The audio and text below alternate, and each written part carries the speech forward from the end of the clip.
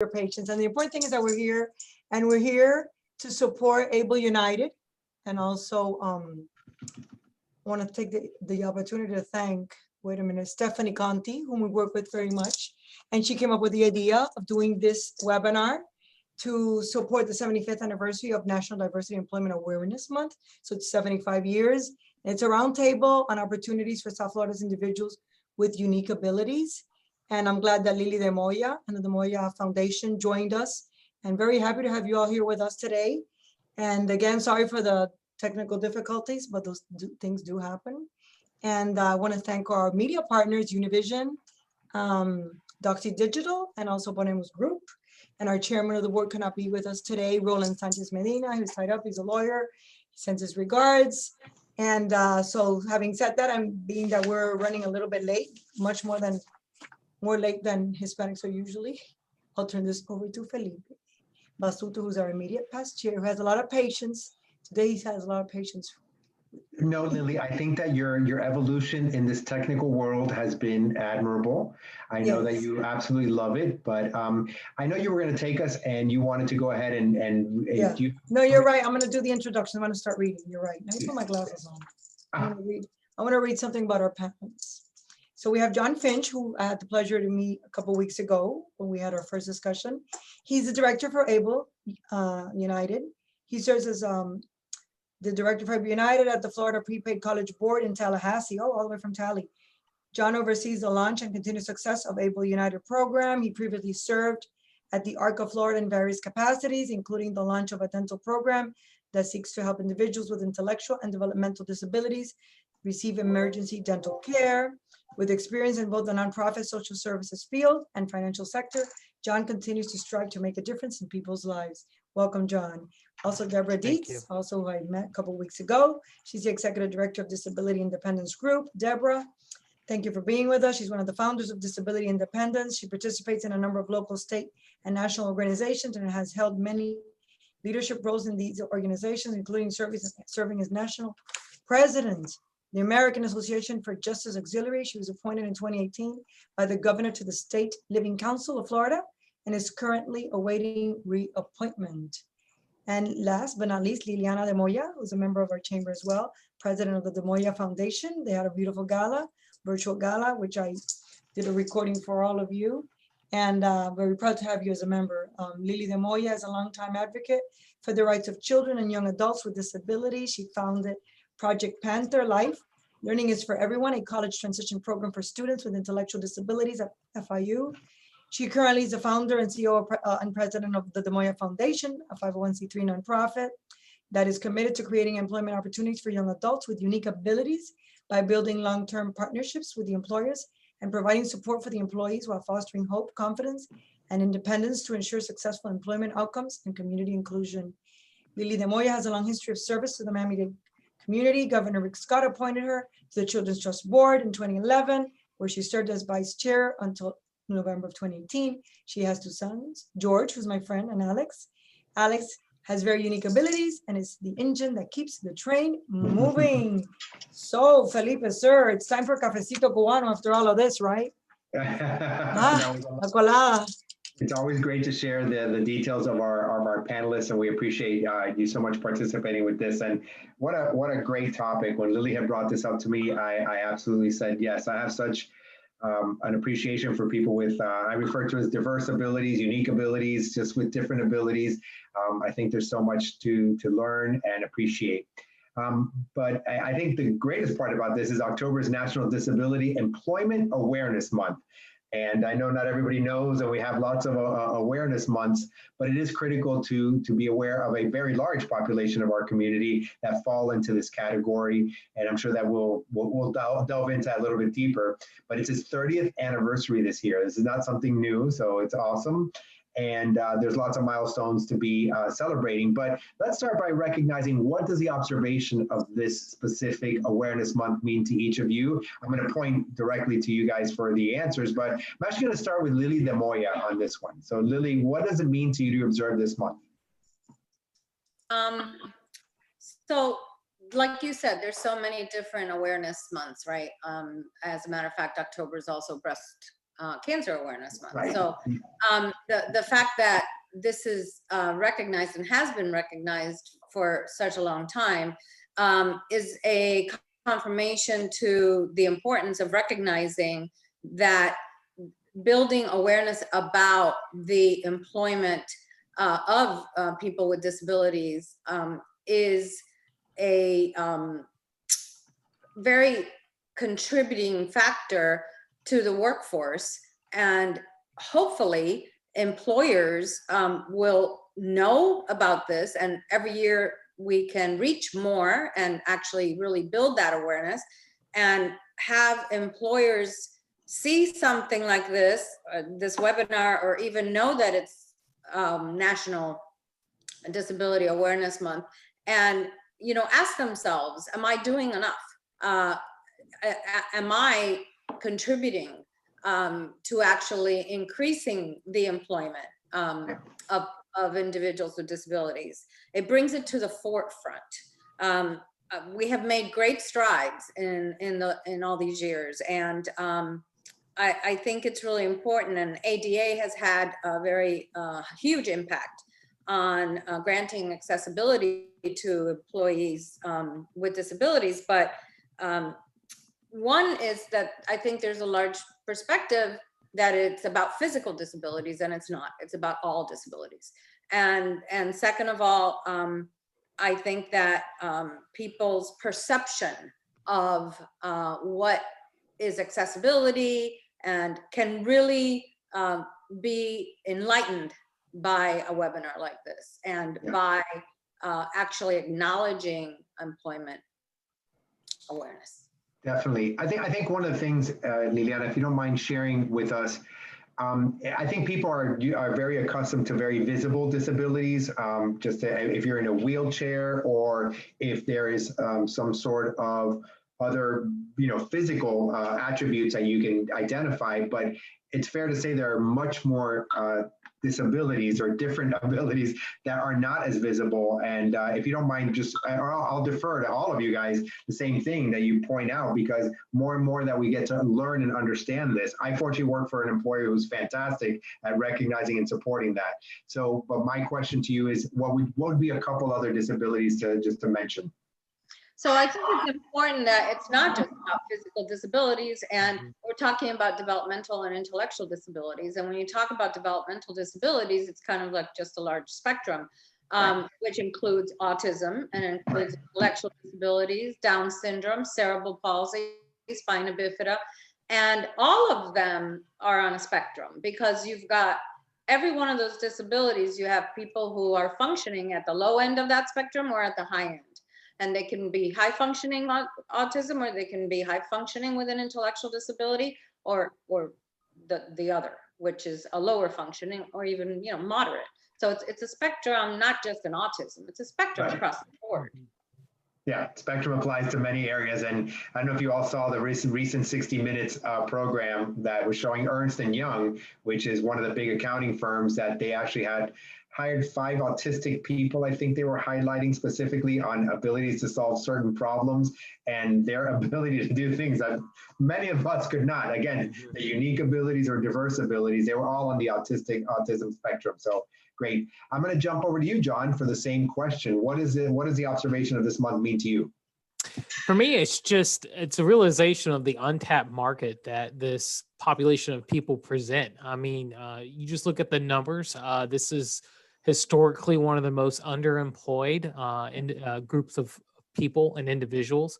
And there's just a huge potential there. And you've seen some large organizations and companies have taken advantage of that. For example, I think of Walgreens, who, has made an initiative in some of their warehouses are predominantly individuals with disabilities, and have the highest productivity of some other, typical type warehouses. So for me, it's just the awareness and really highlighting those employers who have taken the initial steps and have brought down some of those barriers to make this a very accessible for a wide range of individuals. And, just talking about those types of disabilities where we don't, visually see, but, visual or impairments or hearing impairments. I mean, those are, types of disabilities that are also oh, well, I can't see my monitors clearly, but the functionality and technology now has overcome so many of those barriers. And I think it's just good, a good reminder of,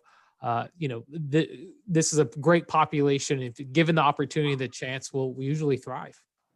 Yeah, no, those are great points. And by the way, I don't even talk to you about my monitor. I actually have it now since I've been working from home. I have a big screen TV. I got a USB cable. Best thing ever. I can see everything very clearly. It's fantastic. Mm-hmm. Deborah, over to you. Yeah, absolutely. And I'll just continue to build on what Lily and John have already said. And from our perspective, what we see is stereotypes are still a major factor applied to persons with disabilities, that they can't work or can't do the job. When in fact, historically, people with disabilities have been some of the best employees, like John was saying, most loyal employees and the longest lasting employees for a business.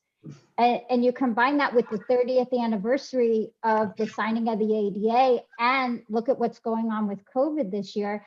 And one of the things that we have learned is how easy it is to accommodate everybody. All these accommodations that we've now had to do on really the turn of a day have had an impact for persons with disabilities in the future, whether it's telecommuting, flexible schedules, job restructuring, customization.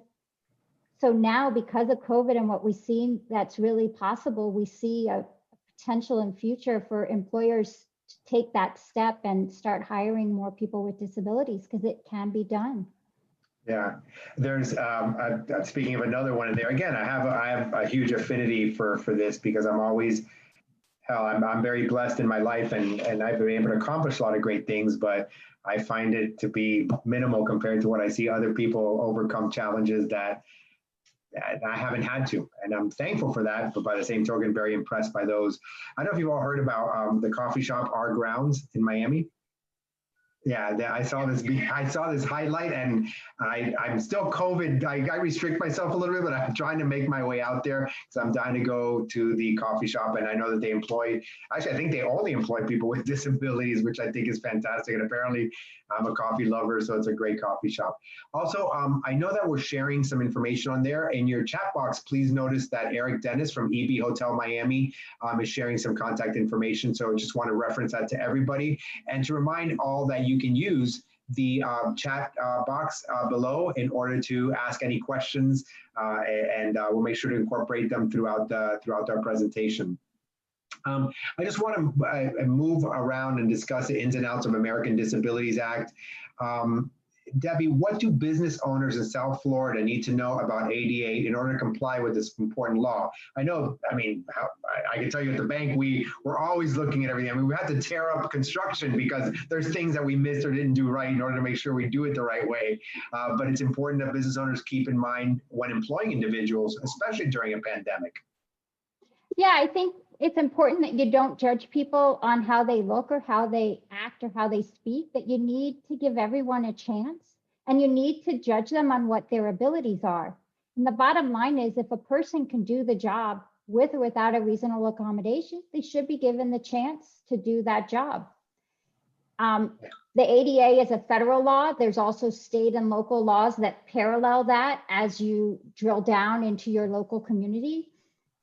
For the ADA, we're going to focus on Title I. That's the section that does with employment. There's also other laws that Lily's going to refer to that can help people when they're actually trying to get their accommodations, whether it be from what they had in school or the IDEA. But from our perspective, what's most important is understanding what is a reasonable accommodation. What does the employer have to do, right, for that employee to be in their office? Sure. And it has to do with what are the essential functions of the job. And that also includes any workplace activity, whether it's a social activity or other aspects that incorporate being a full and equal employee in that business. Yeah, no, that's wonderful.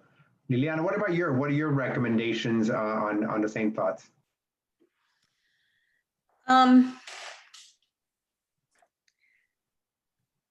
Give me a second. No. I had to put my glasses back on so I could remember what the question was. Yeah, so I think that being flexible and opening the doors. I mean, we have an employment project, and every time that we have an employer that decides to hire someone, when we get to that interview process, I always ask them the question once the interviews are over and they make a decision, and I say, would you have interviewed, I mean, would you have hired or even interviewed that person if it wasn't because we just became partners and we're going to hold your hand through this and we're going to support the employer and the staff and the employee? And the answer is always no, because the door would never get opened, whether it's because of their physical attributes or because they don't interview well, or because in the interview, you know, if they have autism, they're looking up or they're looking down or they're looking sideways. So, you know, employers need to not have preconceived notions about what a person with a disability can do, and not put them in a box, and let them be challenged, let them grow within the company. You know, they might do ABC and get stuck on D, but that doesn't mean that they can't do XYZ. It's just the way their brain works because of the manifestation of their disability, and they need to be given that opportunity.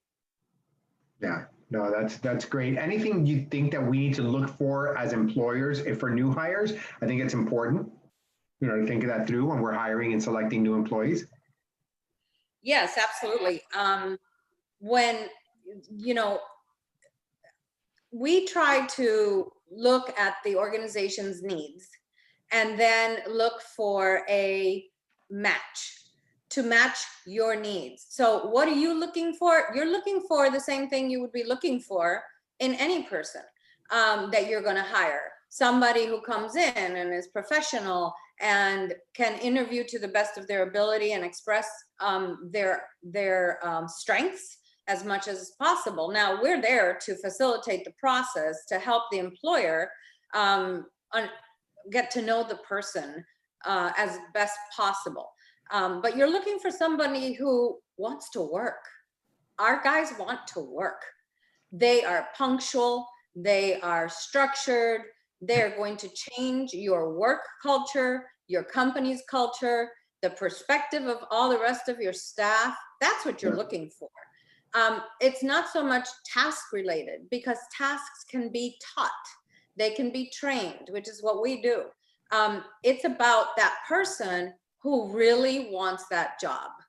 Yeah. And to me, you know, that's what kills the interview. That's who kills the interview. The one who comes out and tells an employer the reason that they really want to work. Like, they have a plan. I want to work so I can make money, so I can save it, so I can get my driver's license and hire a driving coach so that I can get a car. And if I get a car, then I can get my own apartment, you know, and like everyone else. I was about to say, that's how I started. I wanted the same thing. My mommy and daddy weren't getting me a car when I was younger. I had to go out and work for it.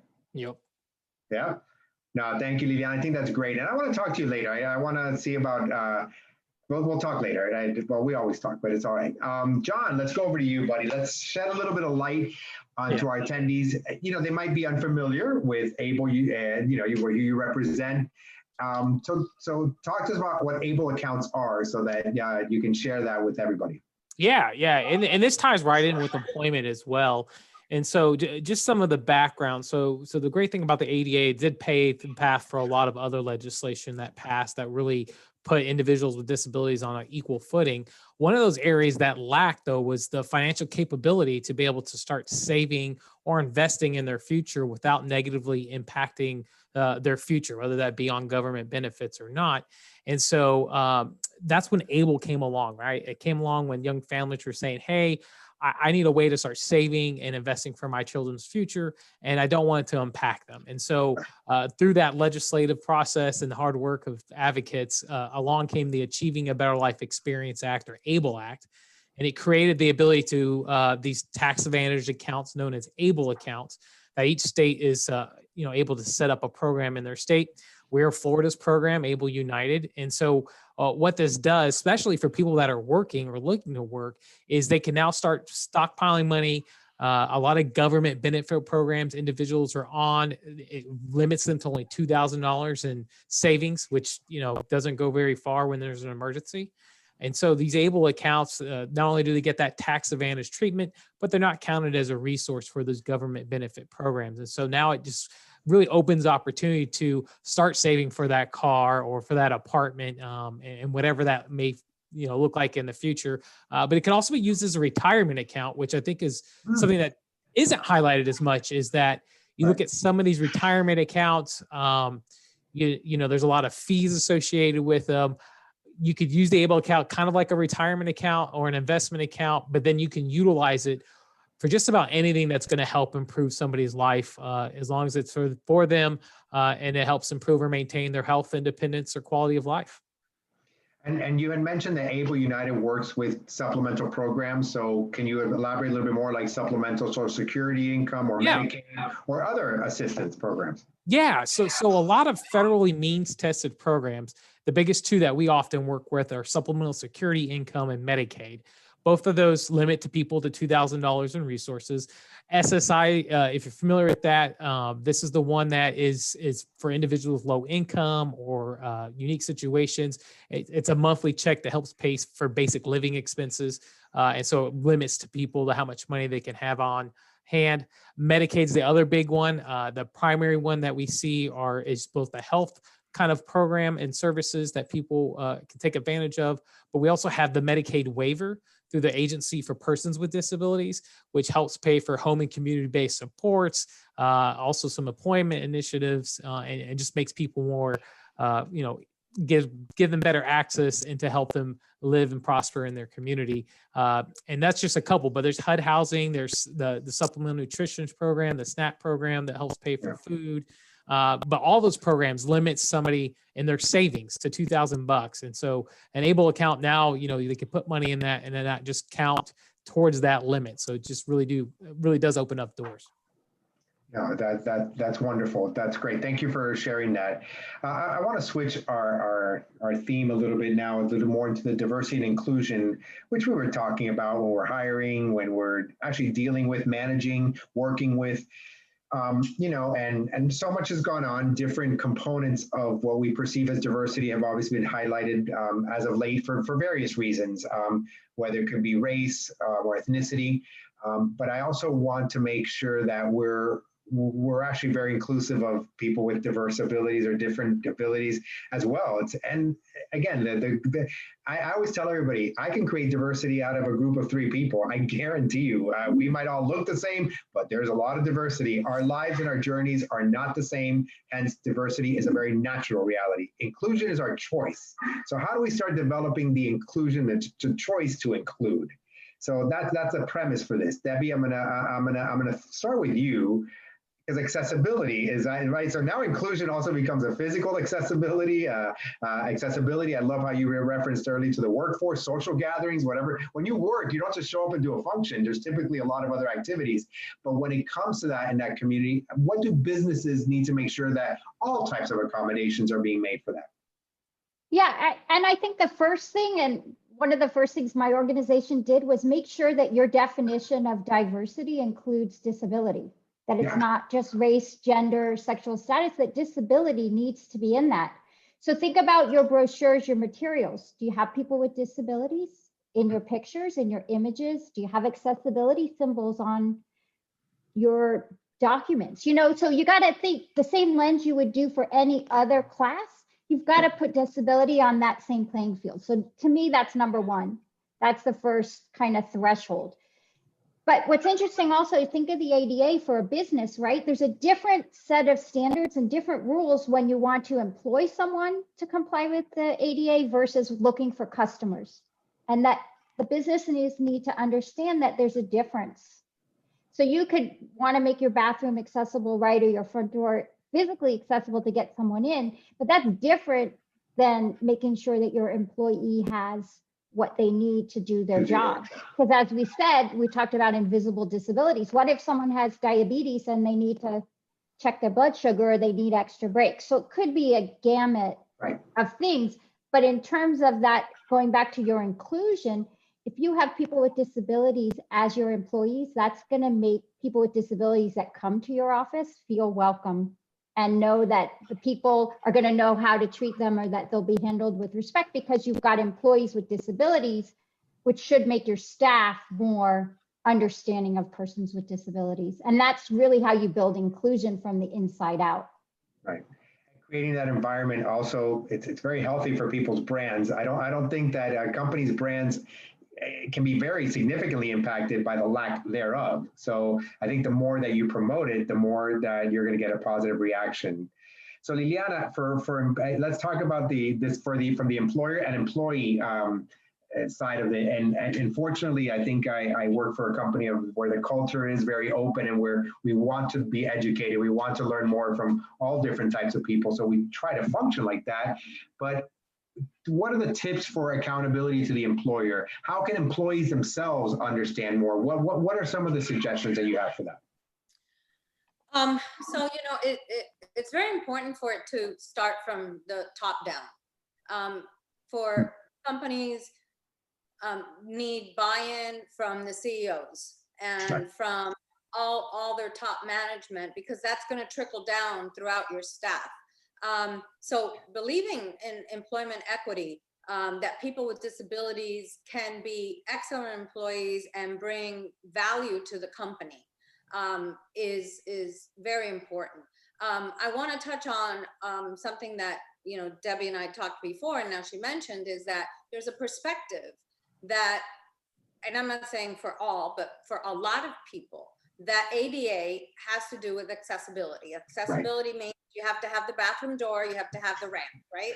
And it's because a person is using a wheelchair or a walker or whatever that is. But there is a whole gamut of accommodations that a person with a disability that is an intellectual, developmental, autism, Down syndrome, whatever that is, any type of cognitive impairment, needs to be able to do their job. And those accommodations typically have been, and historically have been, looked on as part of the IDEA, which is the Individuals with Disabilities Education Act.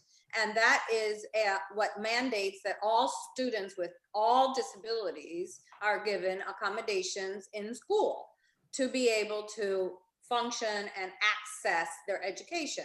Now, this is great until the age of 22, where the school system has to serve individual, students. At the age of 22, there's a cliff, and it's almost like our guys at 22 just fall off the cliff. That's it, gone. The resources become very scarce.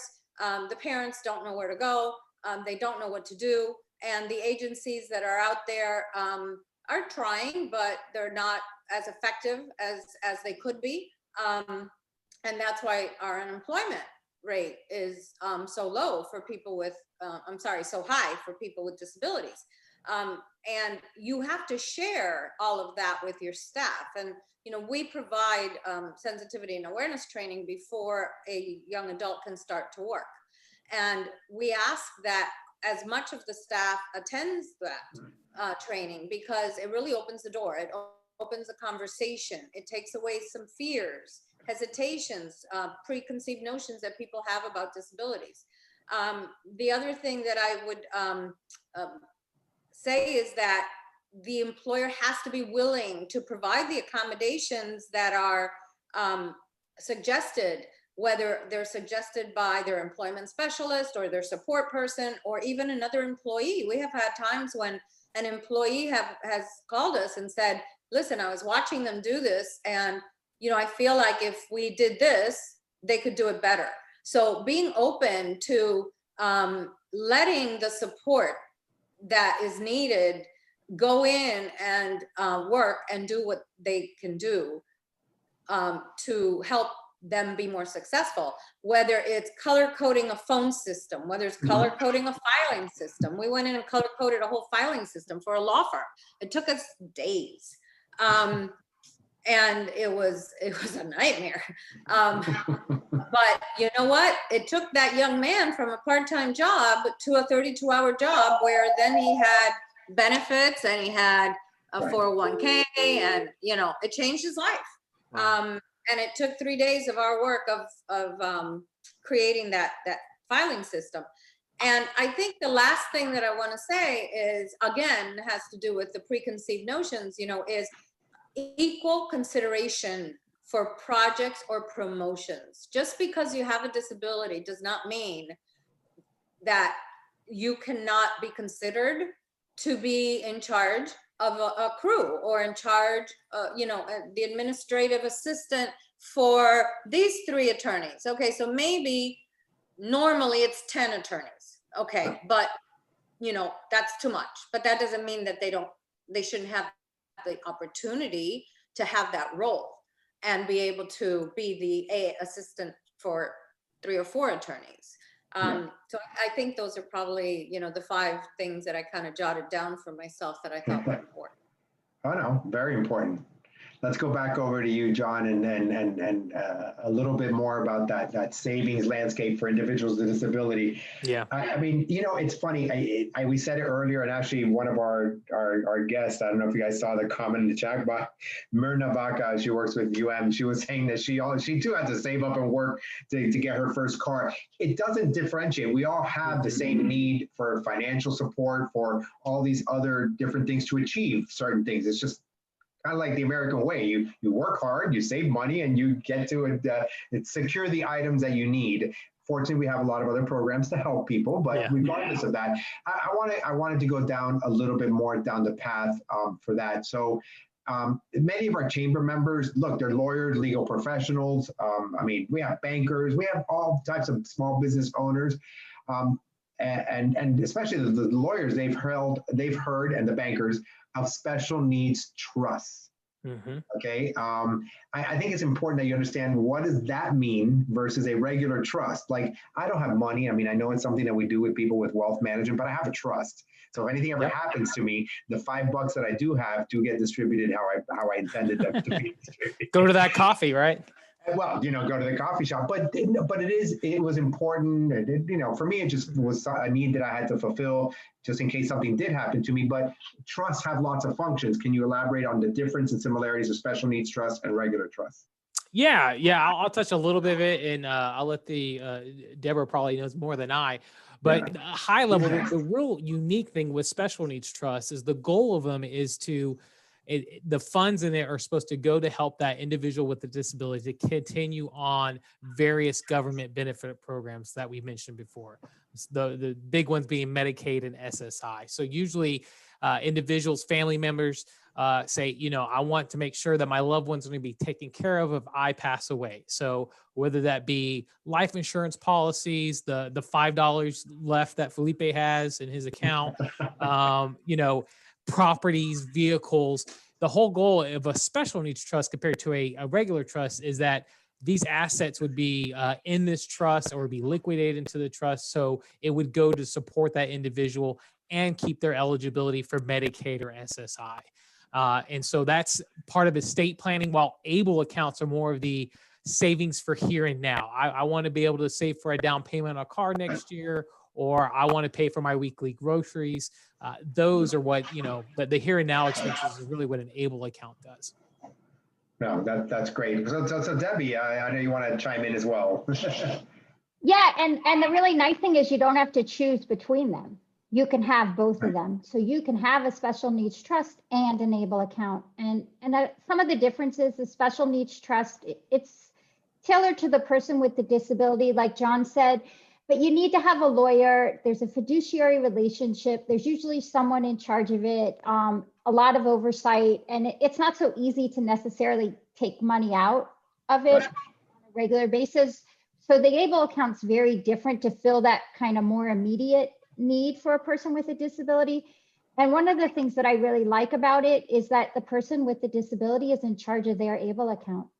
Some of the parents don't always love that component of it, but that the person with the disability is signing up for that account and is in charge of their money. They don't have to go to the judge to get it. And for us, it's a sense of independence and choice for a person with a disability, and that not every decision is micromanaged by somebody else for them.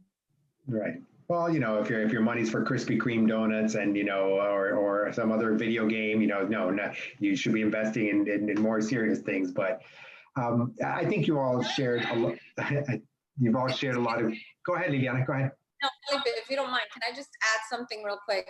Yeah, just 1 second, real quick. For everybody who's on, we're going to run past our 4 p.m. because we did have a delay in starting, but I'm going to wrap it up a little bit. But Liliana, all of you are going to wrap it up soon, but Liliana, definitely over to you first. I just wanted to let everybody know we'll run a little bit behind. I just wanted to say real quick is that the ABLE accounts have been a lifesaver for young adults with because a lot of the times parents want to hold them back from working more because they're scared of losing their SSI or SSDI. And this allows them to work and work more because they can save their money without it affecting their benefits. So I just wanted to, piggyback on that, on what John said of the importance of this account. It's been a lifesaver for so many people.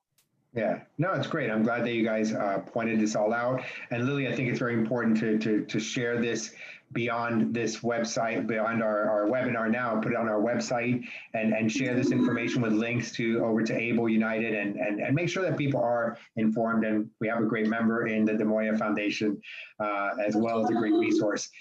So look, we've talked about a few different areas and you all have different areas of expertise, plus you have incredible experiences, I no doubt, in your journeys. I want you all just to share, impart some words of wisdom, give a little bit of background as to what we can all do to make this a more inclusive world, period. It's up to you. The stage is yours. And Debbie, I'm going to come back over to you to start with you. Well, I think having this conversation today and starting the dialogue is really the right place to start. And let's continue the conversation. Let's talk through people's fears, their concerns, and let us explain to you how they might not be what you think they are, and continue the dialogue, because that's the way that we build these programs. We get more people with disabilities involved, and then let people who've had success stories in the business world share them. So maybe that becomes the next part of this, is let's bring in the businesses that are doing it and enjoying it and share that experience with everyone else. And slowly but slowly, we've changed the culture and included people with disabilities. That's awesome. Thank you. Thank you for sharing that. Mr. Finch, how about you, sir?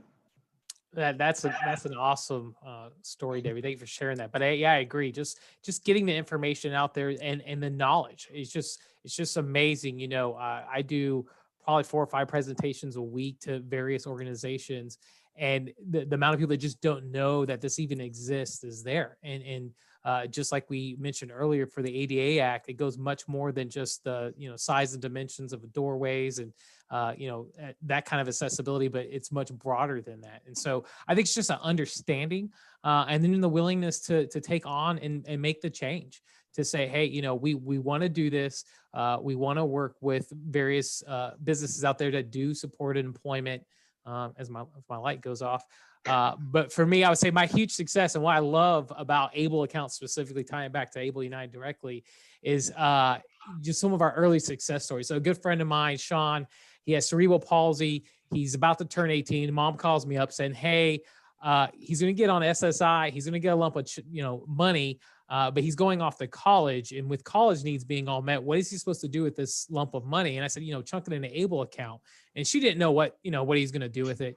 And lo and behold, Sean goes and puts a down payment on a vehicle without, really telling his parents, because he needed to be able to get around college campus and to go and visit mom and dad. And so I have a great picture of him with a car from, the local dealership with a big ribbon on it. And he was able to do that down payment with his Able account. And so it's just great to be able to see those times where an Able account can really make a life-changing difference for somebody. And so that's my great story I like to share. Good for him. Good for him. I'm gonna, listening to you all, it's incredible. And there's things that you don't realize until you learn certain things, right? So here's an example, and I do work for TD Bank, America's most convenient bank, and we're a very large bank, and I actually have a resource. He's actually in New Jersey, but he supports me, my South Florida market that I oversee, and he is responsible for doing a lot of touch points with customers in certain situations. You have to reach out and engage customers. Sometimes if I have an online banking issue that creates problems, it's very segregated because a lot of times our mass market is handled by our branches. We have relationship managers established to significant relationships that require different types of attention because of their complexity.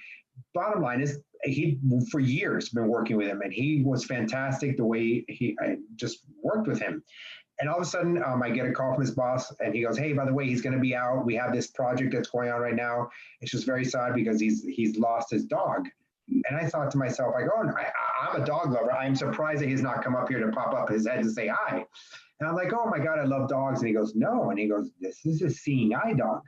I go, "Excuse me?" And he goes, "Yeah, Jonathan's blind." I go, "I've been working with Jonathan for 5 years. And here's the difference when you don't know. My review and my perception of John's work was top notch, top shelf, best in class. This gentleman is blind, never ever told me, first of all, he doesn't need to, or nor do I, it doesn't matter. But what I wanted to share was when I came to the realization of this, the appreciation for him that I got was even greater. And he has special accommodating computers, different things. And when his dog was there, and as soon as he came back, I broached the subject and I said, "I heard you have a new service dog." And he goes, "Oh my God, yes." And I mean, I think we spent an hour on the phone talking, and I got to learn him a lot more. It's a lesson in real inclusion, not just inclusion of working together. And to me, it still to this day is one of my favorite stories of learning something special about somebody else. Liliana, you get to wrap us up before I turn it back over to Lily to end it out. Thank you. I think what I really want to end with, like you, Felipe, your story, and John, about your friend and coworker, with our foundation, our employment project that we have, where we find connections between employers and employees and match them, and we do job coaching, and hopefully one day I'll be able to give more detail about the whole process and program. Young man started off, he was one of probably the first 5, and he started off working at an office, wonderful engineering office called named Stantec, which actually is part of the chamber. And he was working there part-time, but we knew that what he wanted to do was be a chef. But we just didn't have that type of employer partner at the time. So after he had been working there over a year, we were connected with Tank Brewery, and they have a food truck, which is, now they're building their kitchen, but at the time they had a food truck. And we immediately thought of James, and we went and we spoke to him, and he spoke to his mother, and it was a hard choice. I personally was thinking, oh my God, this kid's going to give up an office job to go work in a kitchen. That's hard work. That's weekends and nights, but it was his decision. So James went to work there. He has been working at Tank Brewery for 2 years. They are amazing employer partners, but what is more amazing is that at the beginning, we had a lot of challenges, and the chef, the actual chef, was quite difficult. Like I think we've seen in many cooking shows, chefs can be very difficult to work with. And even though the guy had the heart in the right place, and he wanted to do this, and he wanted to work with James, there were challenges, and he kept coming up with things, and we kept solving them, and so on and so forth. So what happens, COVID hits, and a lot of our employees were let go. They were either fired, furloughed, or just sent home. A lot of them are back to work, but not all. And what I think is so exceptional about this is that not only were restaurants closed, as we all know, and I know that Lily really championed to get restaurants reopened, but James was kept on as the chef. 3 other people were let go, and he was working and cooking and serving on his own for the takeouts. And when they reopened, so he has worked the whole pandemic, they actually promoted him. And, it's such a success story to the fact that they valued him as an employee more than they did other people, regardless of the fact that he has an intellectual disability. And James was interviewed just recently, and what really got to me, and that's what I want to wrap my part up with, is he was asked, what message he would have for other people, and he said, "Give us an opportunity, and we will make you proud." That's awesome. It's that's a great story, and I mean, I like to cook, but I wouldn't leave my little cushy job to go be a chef. I will tell you this. You know, I moderate quite a few panels. Lily has me on some sort of retainer, although I do it for free. But I will tell you this. This has been very special. I think it's a touching, informative, educational. Liliana, Deborah, and John, thank you so much for imparting your words of wisdom, your information. It's been very beneficial to our members, and I look forward to making sure that we push out the information further. Lily, wrap us up. Absolutely, Felipe. Thank you. Thank you so much, John, Debbie, Lily de Moya, and Steph Conti, who's a dear friend, for bringing the idea of doing this webinar and presenting all this valuable information to our members. And gosh, I have nothing else to say. And thank Felipe, because Felipe doesn't need to be scripted. He was asking, where are my notes? Where are my notes? And you see, he doesn't need notes. He doesn't need notes. He improvises, and it's always better. Like I always say, when you're not scripted, when you speak as you are, you know, your message was beautiful. So thank you all for participating, and then we'll see you probably November 13th. We have a live event. Those of you want to come,